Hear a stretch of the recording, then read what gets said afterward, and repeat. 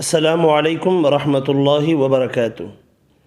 आज की इस वीडियो में इंशाअल्लाह हर किस्म के नुकसान से हिफाजत की दुआ सीखेंगे।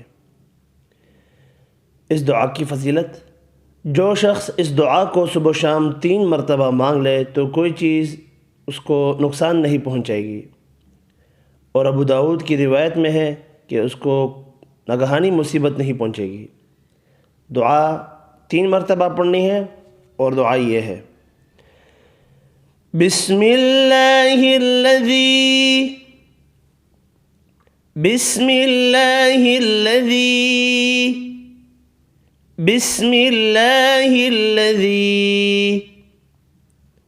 ला यदुर्रु ला यदुर्रु ला यदुर्रु मअस्मिही मअस्मिही मअस्मिही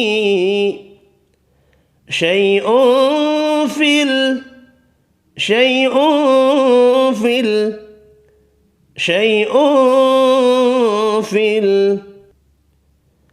अर्द वला फिस अर्द वला फिस अर्द वला फिस समा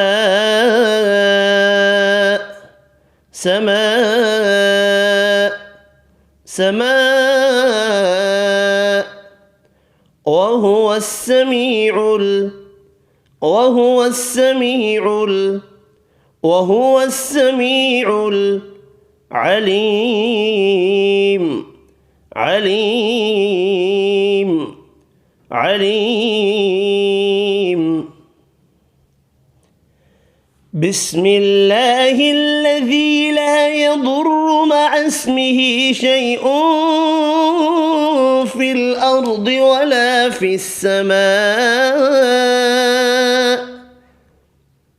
وهو السميع العليم। तर्जुमा, उस अल्लाह के नाम से दिन शुरू करता हूँ जिसके नाम के साथ आसमान और ज़मीन की कोई चीज़ नुकसान नहीं पहुंचा सकती, और वो सुनने वाला और अच्छी तरह जानने वाला है। उम्मीद है ये वीडियो आपको पसंद आई होगी। इंशाल्लाह मिलता हूँ अगली वीडियो में। अल्लाह हाफिज़।